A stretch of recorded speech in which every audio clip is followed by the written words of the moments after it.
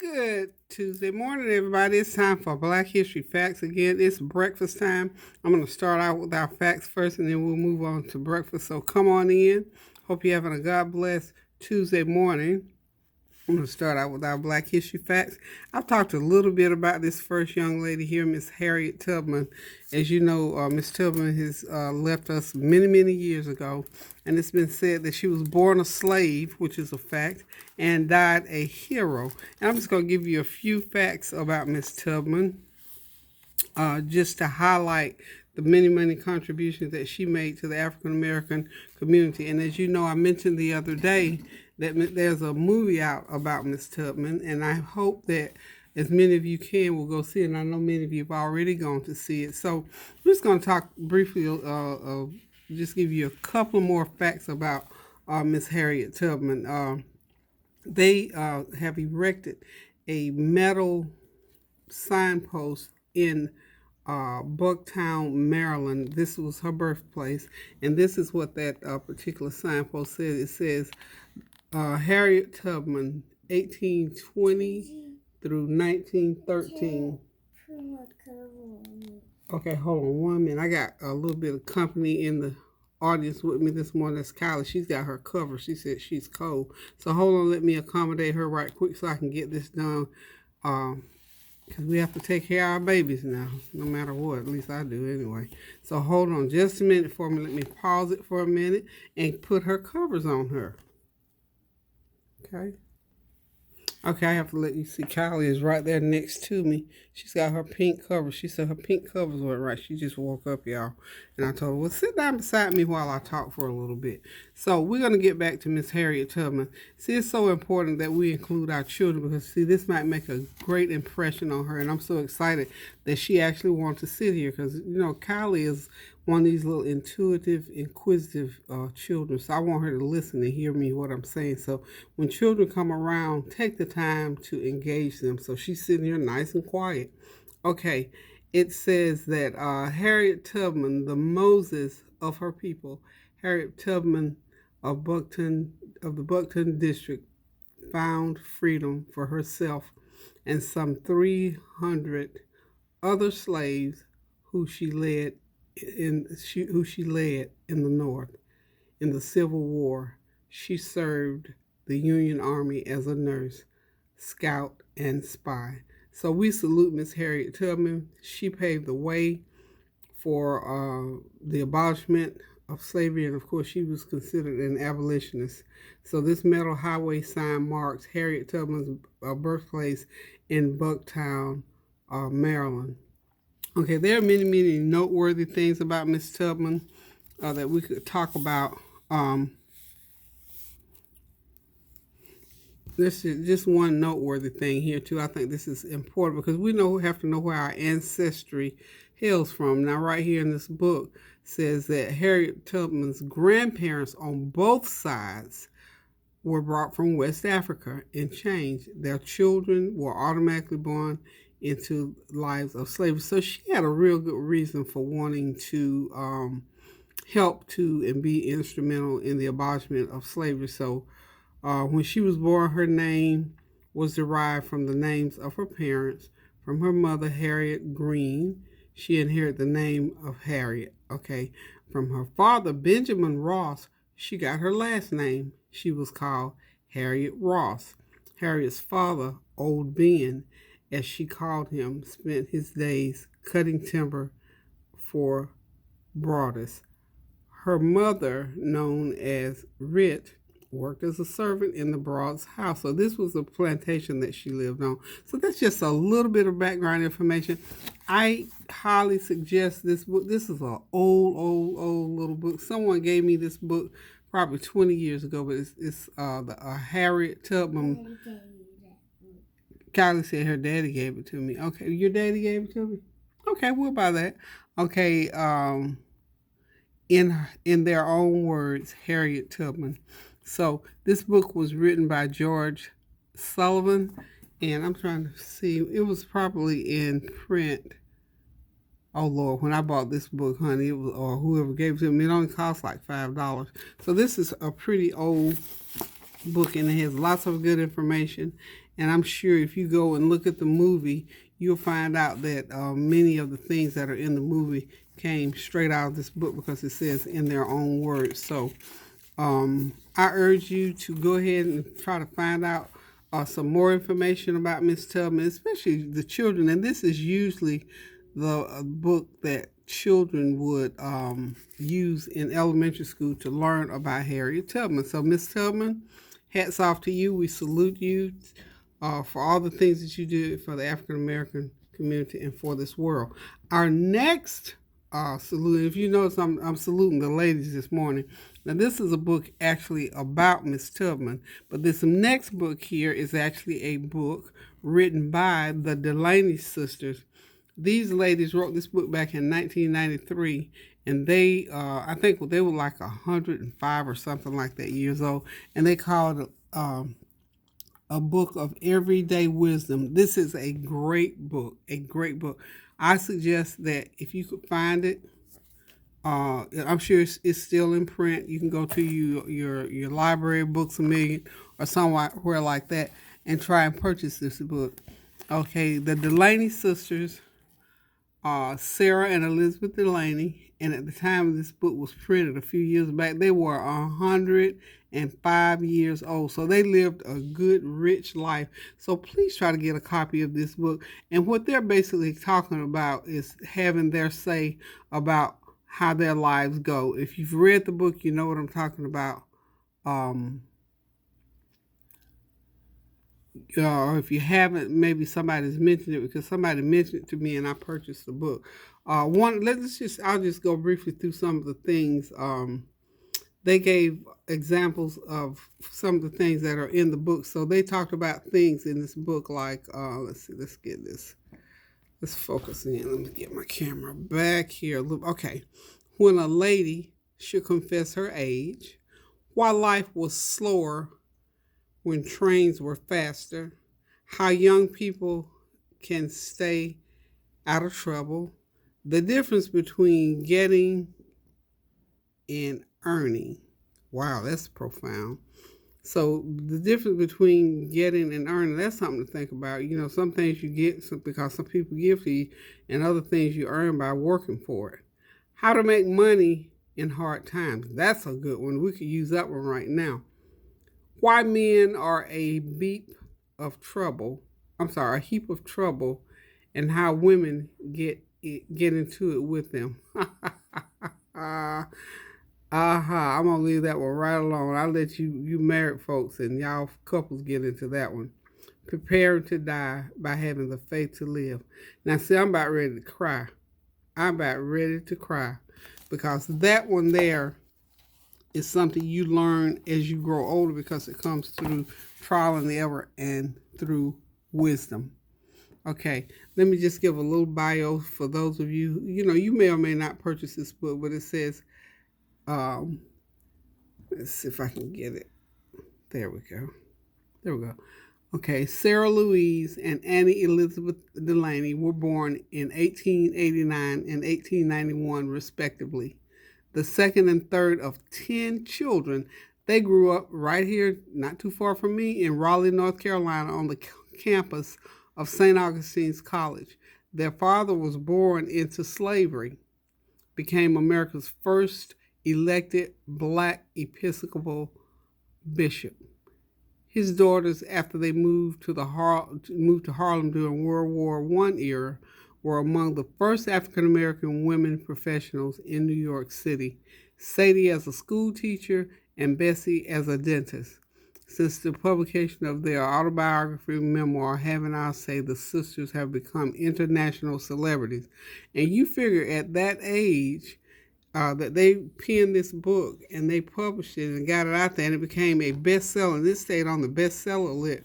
I forget for how long, but an impressively long length of time. So these ladies were intelligent. They were, they had their ups and downs, but they were very conscientious and they rose to great fame with this book. So if you have the opportunity, go ahead and purchase that book about the Delaney sisters because they've got some interesting topics there to talk about. Okay, this next lady, quiet strength. And Miss Rosa looks like a beautiful quiet. She reminds me of my mom. I'll show y'all a picture of my mom sometimes and show you how much like my mom, how much like she reminds me of my mom so much by facial recognition.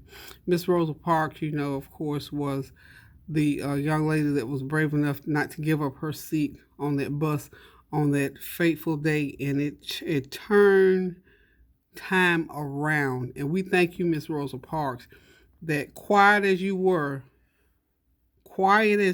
you had a strength that went along that was second to none. So Miss Rosa Parks, hold on, y'all know I got this phone is ringing. My children are all not here, so let me answer. Okay, y'all, I had to take care of my children. I went on to let Kylie eat. She's gonna eat her fruit, and we'll eat her grits and stuff in a few minutes. She was so sweet. Is that good? Yummy, right? So this is a good little breakfast thing for kids. When they get running around and want to do stuff, give them a little fruit. They'll be all right. Okay, just a few more words about Miss Rosa Parks. Just a little snippet here. This book is still in print, of course, and you can go ahead to the bookstore, Books a Million or wherever, and purchase a copy of it. December 1955, Rosa Parks refused to move to the back of the city bus in Montgomery, Alabama. She was not trying to start a movement. She was simply tired of social injustice and did not think a woman should be forced to stand so that a man could sit down.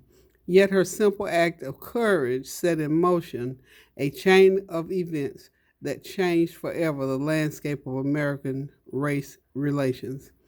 Now, 40 years after her quiet defiance inspired the modern civil rights movement, Ms. Parks speaks to us all about her life, her passion, her freedom and equality, and her strong faith. Quiet Strength celebrates the principles and convictions that have guided Ms. Parks through a remarkable life. It is a printed record of her legacy, her lasting message to a world still struggling to live in harmony.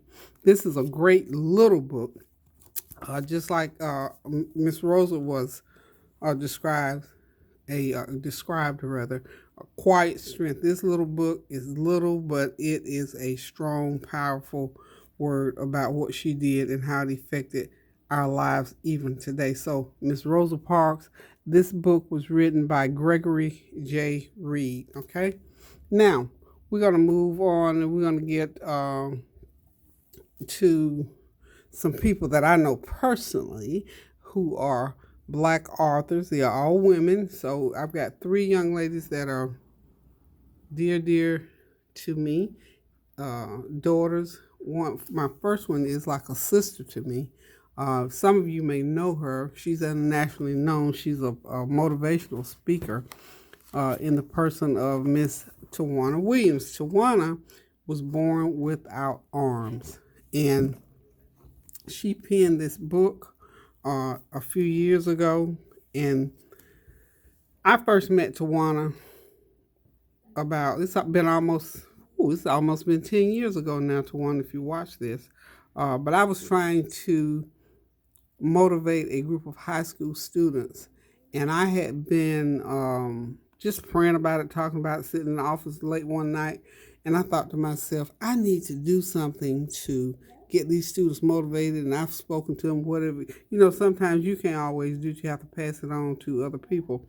I saw Tawana Williams earlier that day, or I was in my office, I can't remember which one, but anyway, she was on one of the talk shows in Atlanta, Georgia. She was on one of those shows with the judges, Judge Glenda. She was on Judge Glenda's show, and of course she was encouraging young people about what, road to take in life and all like that. So I saw her, and she said, and as if she said it directly to me, she said, if you got young people in your life, don't give up on them.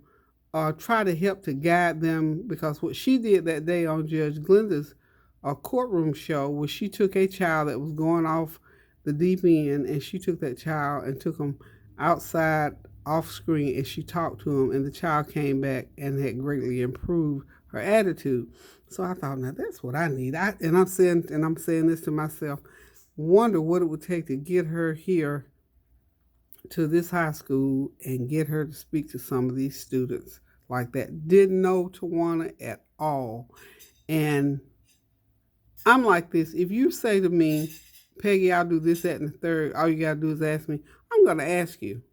That's just my nature, because I believe the word of God that says you have not because you ask not. So I got brave enough to call her, and her phone number, I think I looked it up, or she gave her email address, some kind of way she gave, and I was able to get her phone number. And I was sitting in my office late that evening, and I got up and I called her. Well, I didn't get an answer, so I left my phone number, and I had to go to the restroom. So I went to the restroom, and by the time I came back from the restroom, my phone was ringing. And I, of course, said hello in this voice. She has a very strong, very good sounding voice. And I said, hello. She says, hello. She said, this is Tawana Williams. Is this Peggy? I said, yeah. And I thought, I know somebody's playing a prank on me, but nobody knew about this phone call but myself and her. And I'm thinking to myself, am I dreaming or what has happened? And you know how you can have one of those out-of-body experiences where your head is spinning and you don't know what's going on pretty much. And I'm really not that type of a person, but nonetheless, it was Tawana on the other end of that phone, and I got speechless. And I said to her, I'm thinking I'm saying it to myself inaudibly, but I was saying it out loud. And what I said was, oh my God, I need to lay this phone down and shout. And that's what I did. I laid that phone down, and let me tell you what, I went into me a shout right quick on that phone while I had Tawana waiting. So I pick up the phone, I go back to the phone. I said, is this really Tawana Williams? She said, well, you called me, didn't you? Now you have to know Tawana, she's a card. She said, well, you called me, didn't you? She's kind of got that little heavy like, well, she said, well, you called me, didn't you, Peggy? I said, hon, I'm going to have to go and be honest. I thought I was dreaming. I said, and I'll have to apologize to you for laying that phone down. She said, I know what you were doing. She said, you were getting your shout on. She said, girl, you crazy. And from that point forward, we became the best of friends. And then we had a conversation about her coming to my local high school to speak to these group of students, because those students were going through some things just there at the school. And so I said to her, look, this particular high school does not have any money to pay. Now this woman, you to get her, I think at that time it was like $10,000 to come speak. And I said to her, because I'm like this, I tell you the truth up front. I said, look, we have no money. I have no money. We can't bring, we have money for that purpose. So she said, I tell you what, go back to the school, find out if you have any money in your kitty for any kind of speaking arrangements. And so I said, well, by the way, where do you live? She said, I live in Rocky Mount. I had to lay the phone down and shout again, because, Rocky Mount is only about, that's about 30, 45 minutes away. I had to put the phone down and shout again. And I told her where I was, and we just had the biggest laugh.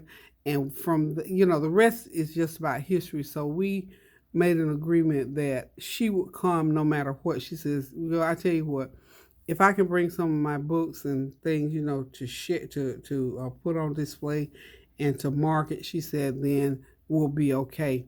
And credit to the local sororities, they put together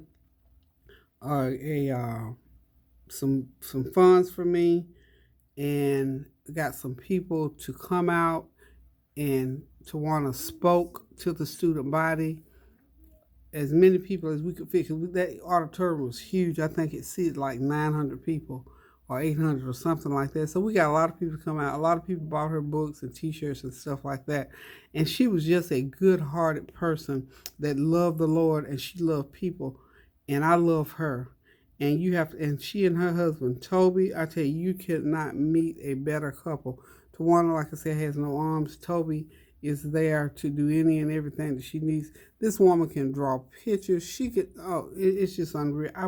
I regret that I have her pictures that she drew. A picture that she drew for me is packed away and I can't show it, but I will at a later date so that I can pull it out. But anyway, I said all that to say this. This is my girl right here, Tawana Williams. And if you live up around the Rocky Mountain area, you may even already know this young lady. She's a little old woman, but baby, she packs a powerful message. Her mentor is Les Brown, and I'm sure you all are familiar with Les Brown. Tawana wrote the book. Les Brown did the foreword. He is a world-renowned speaker, and she trained under him as far as speaking. This particular book here is called Unarmed but Dangerous, an awesome book. This tells the story of all the things that happened to her growing up, what the condition that she has that caused her to be born without arms. It is just a powerful, powerful little book. And if you can, grab your copy. It is still in the bookstore. So, Tawana Williams, Unarmed but Dangerous. Let me see. She has 3 books that I have. Probably got more than that. She also, these are the ones that I have a copy of. She also has The Difference, But I Can, Unarmed but Dangerous, Motivation for the Soul, The Bomb, and the last one, let's see, yeah, it is, Mind Interrupted, Experiencing Technical Difficulty. That was the very last book that she wrote that I know of. I haven't been in touch with Tawana, and I feel so remiss that I have not been. When my husband passed away, I just lost touch with a lot of things, and she did, come to the funeral and speak at his funeral. But I just how that happens. We didn't even go there.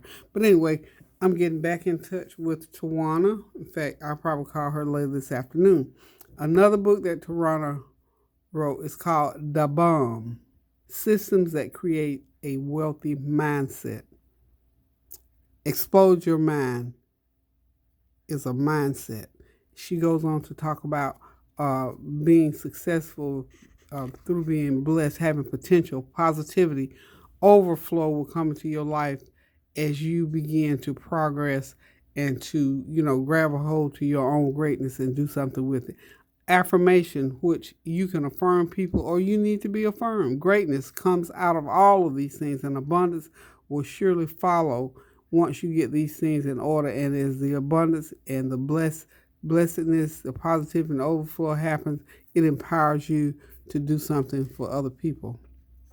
Tawana, of course, wrote this. Ken Brown did the foreword. So if you get the opportunity, go and purchase a copy. Please go and purchase a copy of this book because it is a really, really good book. Let me see. Let me give you a word or two out of her book. Let me see if I can. Okay. Oh, this is something here on the back. I don't know if you're going to purchase this book or not, and it's something I need to mention to you. Tawana had a child, and when she had the child, of course, the child had to have her diaper changed and all that. Tawana knew how to change that baby's diaper with her, feet. Believe that. This one right here, she showed where she can draw. Look, I feel so bad. I can only do stick people. Tawana shows where she's able to use a broom. So she's able, in spite of not having arms, and we're not going to say disability, we're not going there because this girl here can do more with no arms than most people can do if they had a second set. So this is my girlfriend here. This is my girl here. So I want you to try to purchase a copy of Tawana's book and just read some of the great, wonderful things that she included in her book. Okay, this third book of hers, now one or two of them I don't have. I'm going to have to get them. Okay, Mind Interrupted. Now, when she wrote this, I knew her when she wrote this book. I didn't know her when she worked the first two, but I knew her when we had been friends, I guess, a couple of years. And Toby, her husband, called me and told me that Tawana had been in the hospital, that they weren't quite sure what happened.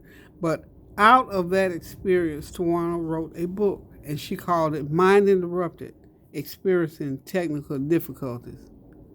Now, if you think that's not heavy, deep, and telling, then I need y'all to go ahead and get your copy of this book. And when he said that, I said, well, if she is up to seeing people, I need to come to Rocky Mount. I need to lay my eyes on my girl. It was during the Christmas holiday, right before Christmas, I believe it was. So anyway, my husband and I drove up there. We saw her, and she said, Peggy, it was one of those things where I don't know if it was a stroke. I'm not going to try to call it, but get the book and read it. And she was talking about how it was like her mind was just interrupted. It was just a technical difficulty going on in her mind. But then the revelations that came out of that interruption was what she penned and put in this book. I'm not going to sit here and tell the book. So it's a, right here it says that it is a must read. We've all faced challenges in our lives, and we know that the battlefield first begins in the mind. Then it takes root and controls our actions. Once we identify who we are and grasp a hold of the things that have caused us to shake, then we will face it head on and become unstoppable. Tawana gives powerful information and positive solutions to identify and overcome those mindset challenges. And I must say, this is a great book. It's written in like a study guide. You can go in there and you can read about things that you need to do, and go through little exercises. Because like in the first chapter, she talks about a mind dump. And how many of us know we need to dump some of this stuff out of our minds before we can move on sometimes? And she also included other people in the book giving their rendition of these different topics. So I'm not going to tell the book. Go buy all three of these books. Buy a copy to give someone else. How about that? Share the book. So those three books there are by my girl, Tawana. Okay, last but not least, one of my young girls who is a poet. She lives right here, not too far from me. Her name is Miss Pamela Young. Pamela is a poet. She's a Christian young woman. She has written 2 books. That's the sky. Is that the sky? Okay, Kylie said that's the sky. She's so observant. The first book is that she likes to write poetry. So she wrote an autobiography of poems for daily living, and she's called it Stand. And of course, she autographed it for me. Pam is, I'm like this. I know lots and lots of people. Some people I hold near and dear. Some folk I talk to 4, 5, 6 times a week. Some people I talk to once a week, once a year, and whatever. Okay, hold on just 1 minute, okay? So now Pam, I'm just going to give you some different topics that she talked about. Honorable discharge. Now, she wrote a poem based on honorable discharge. So again, I am not going to go through here and try to read every last one, but we'll talk about the first one. It's threshold. I passed it today looking down. Many of us we pass purposing love in our hearts with endearment to our mother. It's sacred there, a place of refuge and healing, loved from the world, coveted, if you will. Unconditional love, our mother's spill, warm and comforting, peaceful in joy, home's ambience as we open the door. We pass to go home where our heart is our mother, her 6 kids. And of course, these are personal poems. Now, this is Pam writing a poem about what her mom felt about her children, okay? So that's how you have to look at poetry when it's written. It's written in prose and in mindsets and things. Sometimes it may not make sense to us, but if something in that poem or in that poetry sparks you, then you'll get it. So please buy a copy of Pamela Young's An Autobiography of Poems. Pam did a second book. I have not been in touch with her. I think I saw Pam maybe about 6, 7 months ago. I love this book cover. I saw her, I think, at the Y not too long ago.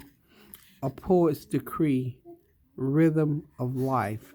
Again, she writes from the heart about what she feels and does within her life and how it works out for her.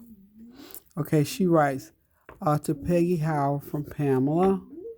Thank you for your support. I pray many blessings for your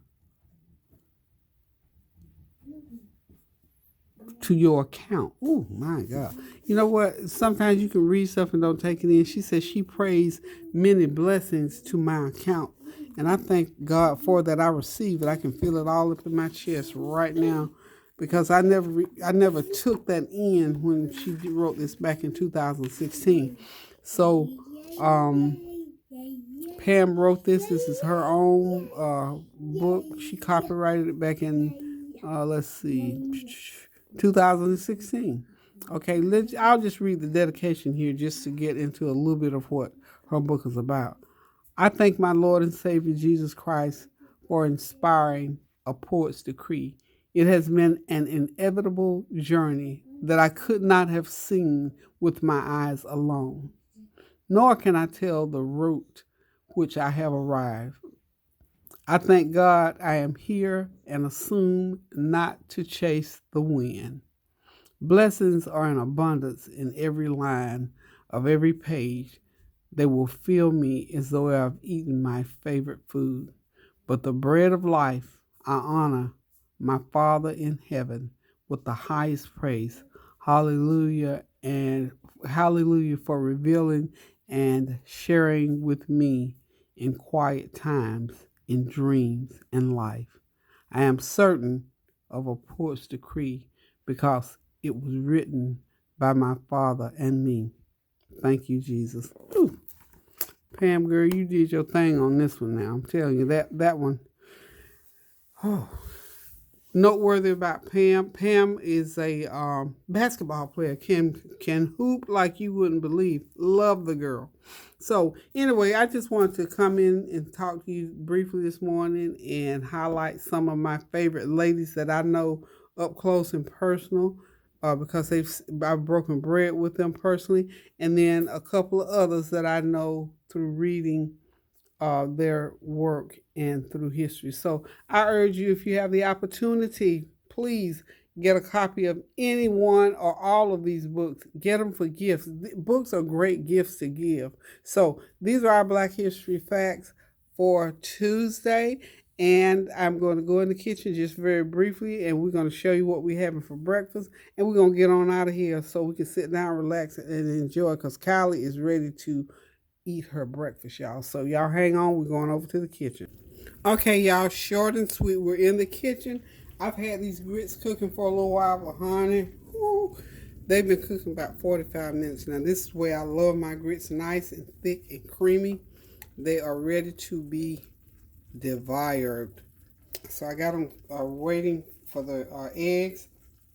So this is going to be a short, sweet, and to the point breakfast. When was the last time you had just plain old bacon and eggs and some grits? That's all there is. There's nothing fancy, nothing that needs a recipe, just some, except now the bacon is a little bit different because I got turkey bacon. The eggs are eggs. So I just whipped them up, put some milk in them and a little pinch of salt in them, and now I'm getting ready to put them right here in my frying pan. Get that heat a little bit higher. The bacon, I've already cooked it. It's nice and crispy, and we're ready to eat it, y'all. So let's go ahead and get these eggs going. Got my eggs in. Kylie and I get ready to devour this food. Now, just one tip on the grits, because I knew that I was going to have to be cooking these grits for a little while, and we weren't going to eat them right away. Now, the grits, I've got them in a nice boiler here. But let me see if I can get down there. Let's see. You see, I got them sitting in a pan of water that's boiling under there. So I know I'm going to have to leave them on the stove for a long time. And I want them to stay nice and smooth, but thick. So I've got them in a pan of water. And just make sure you keep water poured in that pan so that they'll stay nice and hot and they won't stick and burn and all that kind of stuff. This is just the best way to cook grits anyway. I don't do it like that always. Sometimes I don't even think about it until after the fact. when I've cooked grits, and stuck them to the pan and all that kind of stuff. But I remember this morning, y'all. I remember. But like I said, we're just going to have something very quick and simple. Bacon, eggs, and grits. This is turkey bacon. I fried it in the pan with a little bit of cooking oil. So it's all ready to go. So all I got to do is get these eggs going. And we'll be ready to eat this breakfast. So I hope you enjoyed the Black History facts, and that you are going to sit down and have you a nice little breakfast this morning and reminisce on some things that happened in your past. So maybe go back through. You may have some Black History facts that you want to share with someone. So thank y'all for tuning in. Continue to pray without ceasing. Keep each one lifted up in prayer. Still continue to consider reconciliation. Keep those prayers going up now for each other, so the blessings will continue to come down. And also, y'all, remember now, okay, going upstairs, I'm coming right behind you. She gotta go to the bathroom. Look, life happens, honey. We have to be ready for whatever with these children. So I'm getting ready to cut this short, y'all, and sign off so I can take care of this baby again. So you know how children are, huh? They say what they have to say and they keep it moving. We play games, children don't. So anywho, continue to reconcile those differences. Keep those prayers going up so the blessings will continue to come down. Continue to go into that freezer and get those meals out of there, get that food out of there, and stop running to that grocery store every time you need something. So until I decide to cook again, and for my next Black History tip, I'm going to say love you guys. See you soon. Toodaloo. Oh, by the way, this beautiful picture right here, this is that Oprah Winfrey cookbook. Isn't that a pretty meal right there? I might have to try. I love pretty stuff like that. But that's Rosie. Rosie was Oprah Winfrey's chef. But that was just such a pretty picture. I thought I'd just feature it up there. Okay, guys. I'm done. Let me go take care of Kylie. Until I cook again, now keep those prayers going up so the blessings will continue to come down. And share a Black History fact sometimes this month. Love you guys. Toodaloo.